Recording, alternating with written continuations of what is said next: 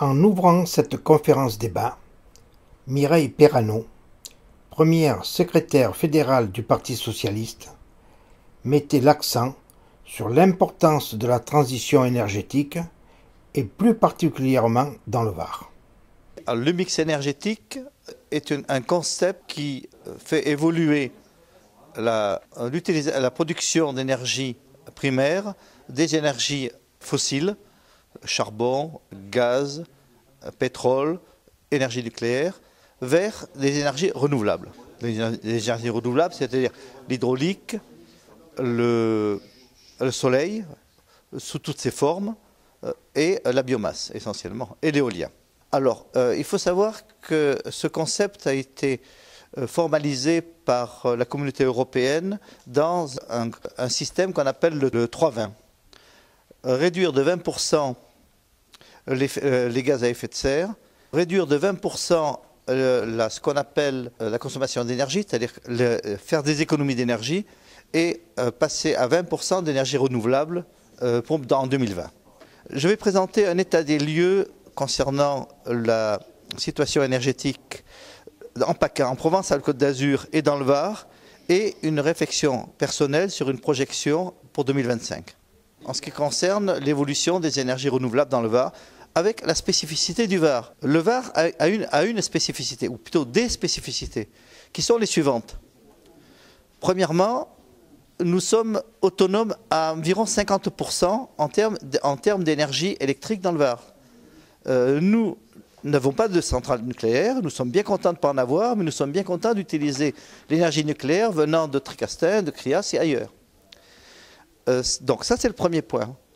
Le deuxième point, c'est que nous avons beaucoup d'hydraulique, du fait des barrages qui sont sur la Durance, la Verdon, etc., qui sont sur les contreforts sud des Alpes.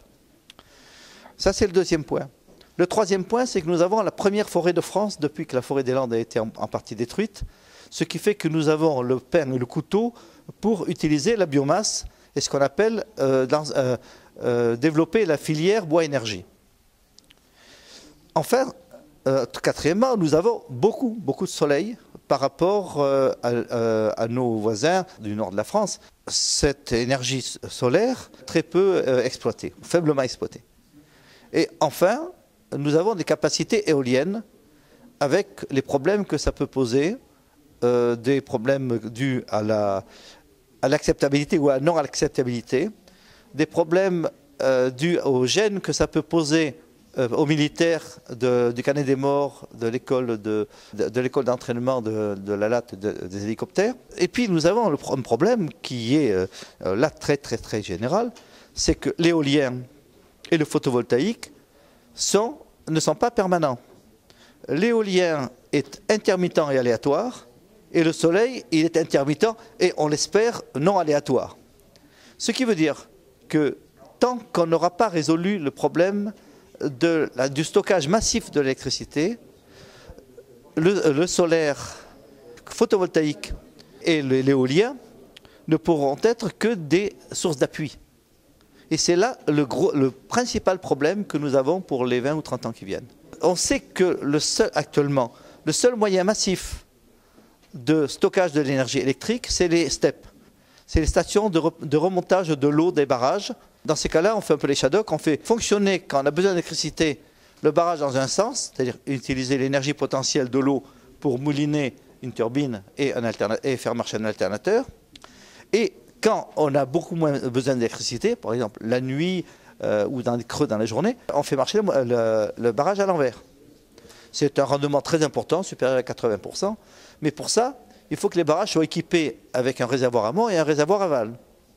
Et il y en a très peu comme ça. Une autre voie, c'est de stocker l'énergie dans des batteries lithium-ion ou lithium-métal, etc., ou dans des piles à combustible, ou sous forme d'hydrogène.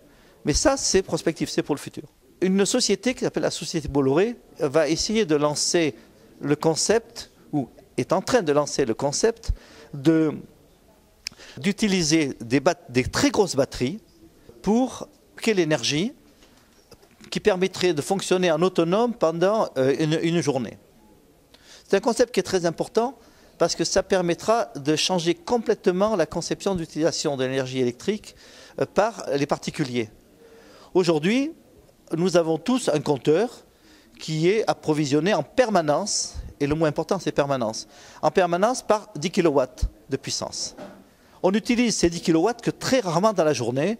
Il faut qu'on fasse marcher les plaques de chauffage électrique, la machine à laver la vaisselle et un chauffage pour pouvoir fonctionner comme ça.